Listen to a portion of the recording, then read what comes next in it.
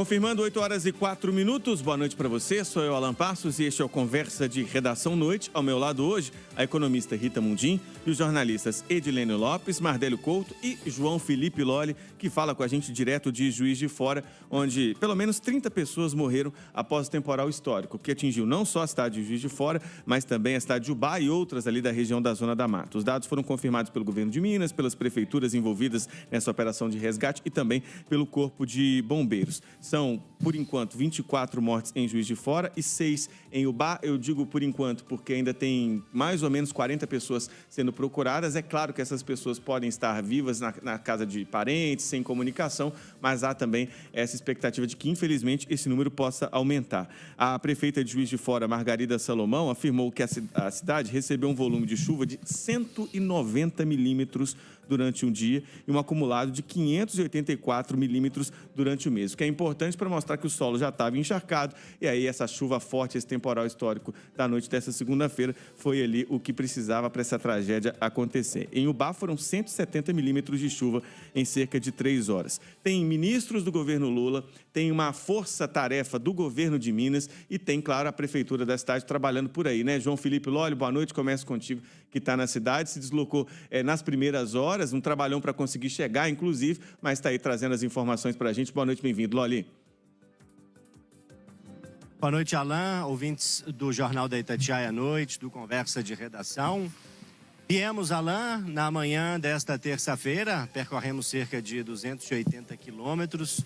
O motorista Orlando, o cinegrafista Anderson Porto, que me acompanha, e a repórter Thalissa Lima, da Itatiaia Digital, além da nossa colega Daniela Malman, da CNN Brasil. Aqui chegamos no início da tarde e desde as primeiras horas desta terça-feira, ainda em Belo Horizonte, aqui também em Juiz de Fora, vem conversando com representantes da Defesa Civil Estadual. Ouvimos aqui lideranças da Prefeitura da cidade, a própria prefeita Margarida Salomão e parte do primeiro escalão do governo federal que lida com tragédias e com a recuperação de cidades. Mas mais do que isso, Alan, conversamos com as pessoas.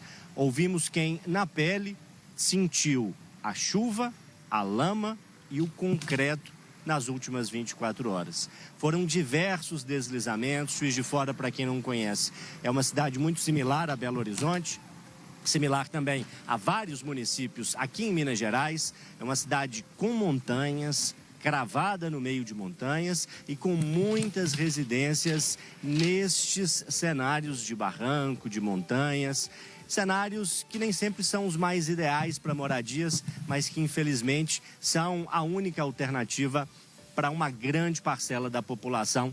A gente vê isso em várias cidades, principalmente nas de médio e grande porte no Brasil.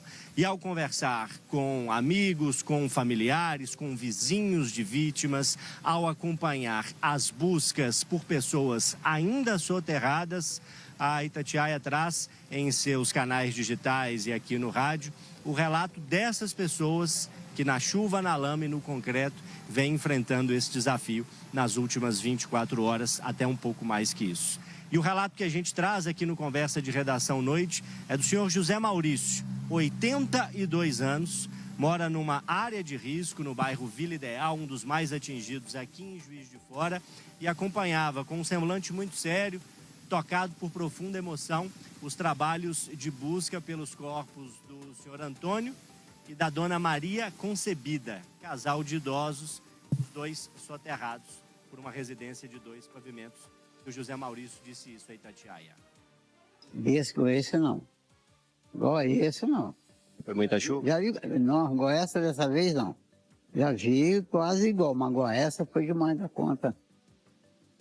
O que o senhor pode falar comigo sobre o senhor Antônio, vizinho do senhor, que infelizmente teve a casa destruída pelo deslizamento de terra? O que era o seu Antônio? Um vizinho maravilhoso, pessoa muito boa, muito prestativa, muito amiga. Todo mundo gostava dele aqui. Era um cara que, da paz. Dono do bar? Ele tinha um bar aqui, entendeu? Bar que depois quando o tempo fechou, aí tinha um bar aqui, depois fechou. A esposa dele era a Camada. A Camada, com certeza, há muitos anos. A Itatiaia está aqui em Juiz de Fora acompanhando. Muito triste, né, seu Maurício? Eu estou procurando aqui palavras para dizer, mas é um negócio assim absolutamente assustador. A cidade toda de luto, né? Eu nunca vi repórter fazendo uma reportagem de um acontecimento desse sem chorar. Chorei junto. Vi os caras chorando, as pessoas, os repórteres chorando. É uma coisa terrível. Gente, nossa, lá em cima tem um pé do Morro do Cristo também, que desceu também, na Santa Cecília também. Então é um catástrofe demais. Que a quantidade de água que caiu foi demais da conta, foi muita água. É uma situação tocante que nos relata o José Maurício, que acontece aqui em Juiz de Fora, mas a gente lembra, Alain, também em Ubá e em Matias Barbosa, cidades vizinhas aqui na Zona da Mata. Choveu muito e as consequências são catastróficas. O Loli continua com a gente nesse Conversa de Redação e, claro, ao longo desta edição do Jornal da Itatiaia à Noite. Ô Rita, eu vou começar com você essa parte, porque você participou do Conversa de Redação pela manhã, surgiam, claro, as primeiras informações, a gente já sabia que era uma grande tragédia, mas à medida que as horas vão passando e os números aumentando, a gente vai tendo a dimensão do tamanho da catástrofe que aconteceu, que ainda está acontecendo lá na Zona da Mata, né? Boa noite, bem-vinda. É difícil até dar boa noite, né? É muita tristeza envolvida e, como a gente está vendo aí, é uma tragédia histórica, né? É uma tragédia histórica, um volume de água histórico. Quando a gente conversava hoje pela manhã no Conversa, eram 14 mortos. Agora mais do que dobrou, sem falar no aumento muito grande do número de desaparecidos. Então, a gente vai multiplicando essa tristeza, né? Porque a cada desaparecido, a cada óbito, a gente imagina essa multiplicação pelas famílias e por uma cidade toda, né? E o pessoal vai precisar de muita força, de muita solidariedade. E, graças a Deus, nós, mineiros, somos solidários. Então, eu acho que é rezar, né? E trabalhar muito com todas as forças possíveis, né? Mobilizar todo mundo, os municípios, o Estado, o governo federal, nessa corrente de solidariedade para que essa dor que já é profunda pelo impacto dessa catástrofe, né? Ela seja minimizada na rapidez para que a vida volte ao normal assim que a chuva permitir. Edilene, a Rita usa esse termo, né, assim que a chuva permitir, até porque a gente tem até sexta-feira uma previsão do INMET de chuva forte em várias partes do estado, especialmente na Zona da Mata, onde está Juiz de Fora, Ubá, Matias Barbosa e outras cidades que foram atingidas. Estão lá em Juiz de Fora nesse momento vários ministros do governo federal, o governador Romeu Zema, com o vice Matheus Simões e outros integrantes ali da alta cúpula do governo do estado, nessa tentativa de minimizar, de socorrer no que é possível e é necessário agora nesse primeiro momento. Boa noite, Edilene. Boa noite, Alain. Boa noite aos amigos debatedores. Alain, quando eu vi o João Felipe Lolli entrando com esse senhor, me passou um filme pela cabeça. Porque eu cobri, enquanto morava em Minas Gerais, quase todas as grandes tragédias que ocorreram no estado. Inclusive, eu conheci o João Felipe Lolli em Mariana, porque ele era assessor da prefeitura quando rompeu a barragem em Mariana. E eu, Mônica Miranda, Antônio Carlos, fomos entusiastas da ida do João Felipe Lolli para Itatiaia. Hoje, nosso repórter cobrindo uma situação de tristeza, como ele já acompanhou de perto outras vezes, mas não por fenômenos naturais. O que nós acompanhamos antes foi um rompimento de barragem que foi em Mariana. Mas a tristeza dessas pessoas nesse momento de perda é a mesma, porque num dia está tudo normal, no outro dia você acorda e não tem nada. E nesse caso, a gente tem que fazer a discussão sobre mudanças climáticas.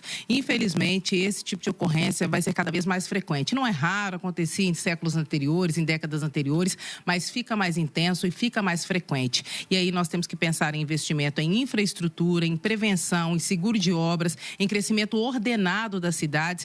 E isso tudo tem a ver com boas escolhas de gestores que sejam conscientes, que não neguem que as mudanças climáticas estão aí, que sejam pessoas que saibam que muito deve ser feito por infraestrutura e que esse não é um gasto, esse é um investimento. A prefeita hoje deu uma entrevista exclusiva para nós, no Chamada Geral, falou comigo, com o Júnior Moreira, e ela disse o seguinte: estamos licitando obras do PAC, vão melhorar em muito a situação, vou pegar melhor do que eu encontrei, mas não são suficientes para resolver o problema. Significa que é um investimento contínuo e que o país, as cidades, os estados têm que pensar cada vez mais suas contas para a prevenção de tragédias ligadas a mudanças mudanças climáticas, porque, infelizmente, isso vai ser cada vez mais recorrente. Alan Passos, também por esse motivo, não só por isso, é ano eleitoral, mas não tem nada a ver com isso. As autoridades sabem a importância de um momento como esse. O governador está lá, estão lá também vários ministros do presidente Lula. Ele fez uma ligação para a prefeita, porque esse é um momento que exige muita atenção e, infelizmente, não é um fato isolado. Ô Mardélio, o governador Romeu Zema, entre o que ele disse na coletiva, afirmou que recebeu ligações e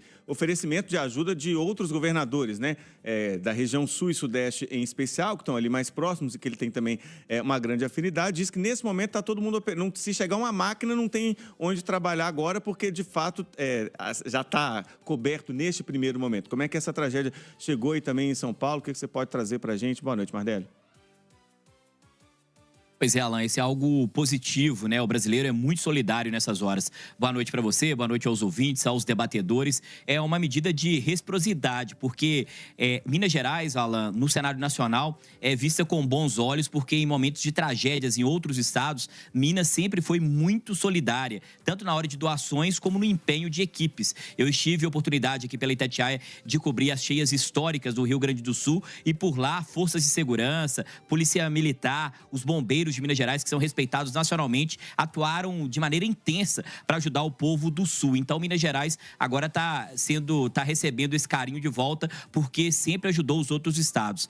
Trazendo a discussão um pouco para a política, Alan Passos, o ouvinte pode se questionar, falar de política agora, claro que eu presto toda a minha solidariedade às pessoas atingidas, aos familiares. É uma tragédia para Minas Gerais, solidariedade aos familiares, a quem perdeu um ente querido, mas nessa situação a política é necessária para resolver o problema. E dando aqui alguns detalhes, o Alan Passos, a gente teve algumas movimentações importantes, já foi mencionado aí pela colega Edilene, a prefeita de Juiz de Fora, a prefeita Margarida Salomão, é do PT, tem uma relação muito próxima com o presidente Lula e isso pode ser muito positivo nesse momento. Fato é que uma prova disso, melhor dizendo, é que o presidente Lula, mesmo estando em uma incursão internacional, estava nos Emirados Árabes, durante uma escala ele pegou o telefone e ligou pessoalmente para a prefeita para colocar todo o efetivo do governo federal à disposição. Há pouco também o vice-presidente Geraldo Alckmin também ligou para a prefeita Margarida Salomão e ela chamou a atenção para um ponto, Alan, que mostra a gravidade dessa chuva. Segundo ela, desde 1940, o rio Paraibuna, que corta a cidade de Juiz de Fora, desde 1940 ele não saía da calha.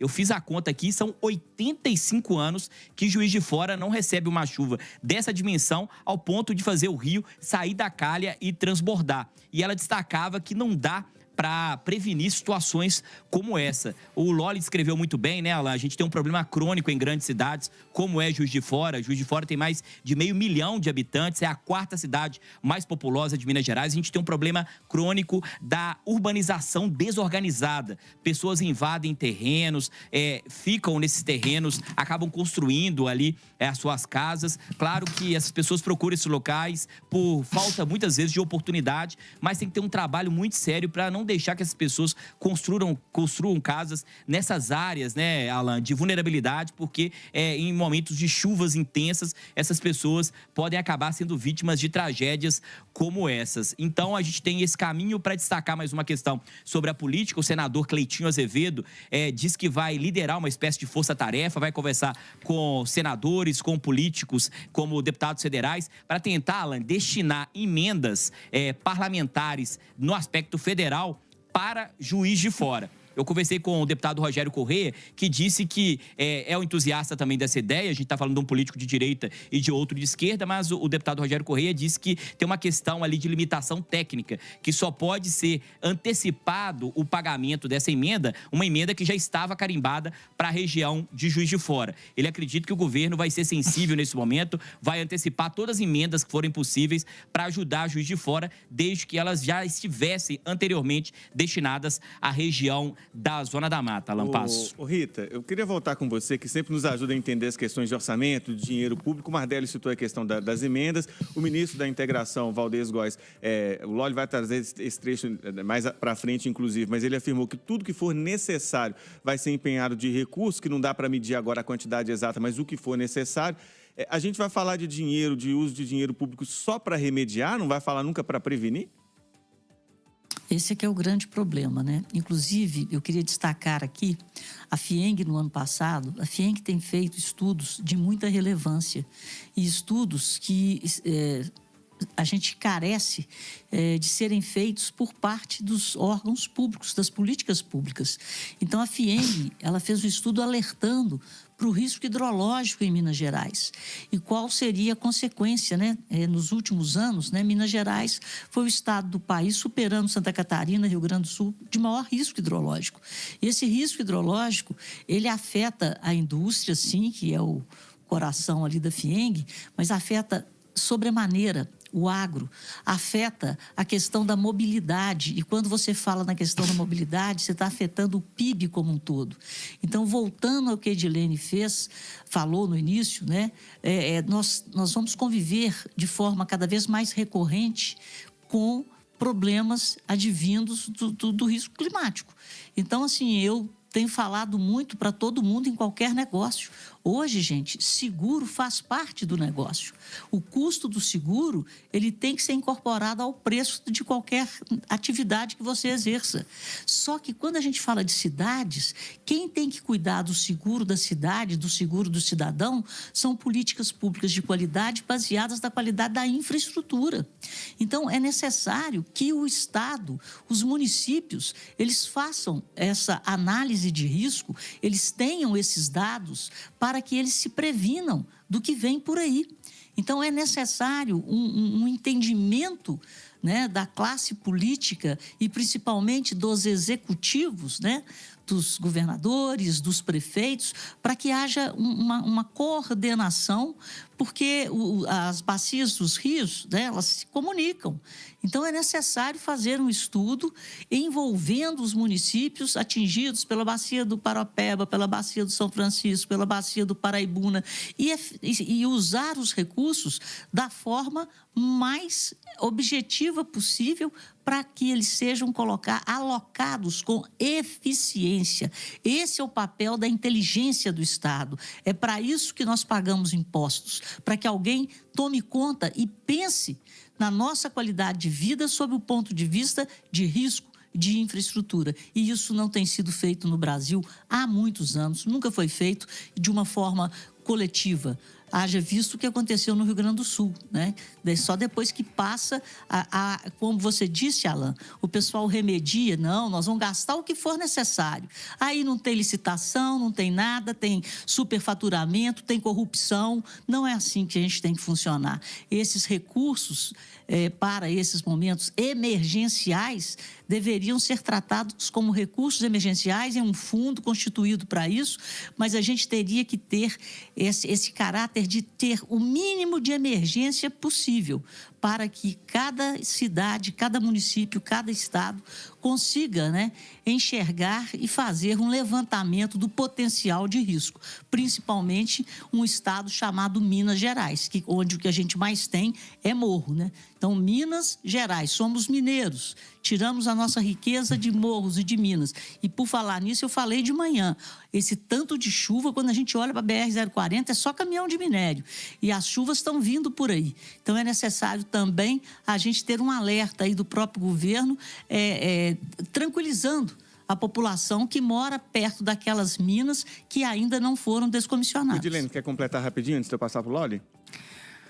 Rapidamente, Alan, a Rita tocou no ponto nevrálgico. Infelizmente, o seguro de obras de infraestrutura hoje ainda não é uma realidade ampla no Brasil. O CNSEG, ou a CNSEG, que é a Confederação Nacional de Seguros, tem feito franca campanha há alguns anos para que as cidades façam adesão e os estados, mas ainda não é real. Aumenta um pouco o custo da obra, mas depois também é o dinheiro que você não tira dos cofres públicos para poder consertar obras que foram destruídas e o pior, algo que não tem conserto, que não tem remédio, vidas que foram levadas. Em relação ao transporte rodoviário, hoje nós entrevistamos aqui também na Itatiaia, em Brasília, a direção da Associação dos Transportes Rodoviários, né, de empresas de ônibus que fazem viagens interestaduais, e a rodoviária em Juiz de Fora foi fechada e várias viagens foram canceladas. As empresas parece que estão montando uma força-tarefa para que essas remarcações sejam feitas de forma gratuita e que não haja prejuízo para ninguém. E por que essas viagens foram canceladas? Não apenas porque os acessos foram interrompidos, mas porque muitas muitas das pessoas que trabalham nesses lugares, como motoristas, no próprio terminal rodoviário, foram afetadas por essas chuvas, perderam casas e a cidade agora está se reconstruindo e as pessoas estão vivendo essa dor. Alan Passos. Ô, Loli, você fica aí com a gente, volta daqui a pouquinho para trazer outras informações, atualizar o cenário aí de Juiz de Fora, combinado? Combinado sim, Alan. Isso é um recado final. É preciso deixar bem claro, né, que precisa a barragem estourar para a gente saber da importância da sirene. Então não precisa a chuva essa intensidade para só então a gente lembrar da importância das obras, da ocupação correta do solo e do descarte regular do lixo, né? Porque eu estou aqui às margens do rio Paraibuna e o que eu mais vejo é lixo esparrodado aqui pelas ruas. Recado importante, Loli volta daqui a pouquinho com a gente. João Felipe Loli, direto do Juiz de Fora, Mardélio Couto, Edilene Lopes e Rita Mundim participaram do Conversa de Redação desta noite.